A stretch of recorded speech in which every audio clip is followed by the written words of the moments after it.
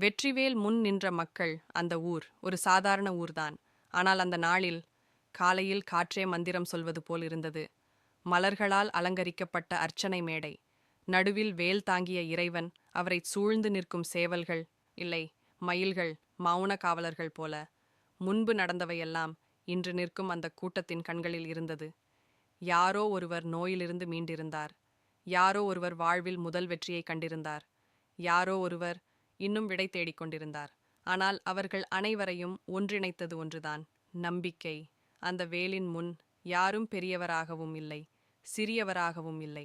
அழகான மலர் மாலைகளுக்குள் ஒரு தாய் தன் குழந்தைக்காக வேண்டினாள். ஒரு இளைஞன் தன் பயத்தை அங்கே விட்டுச் சென்றான்.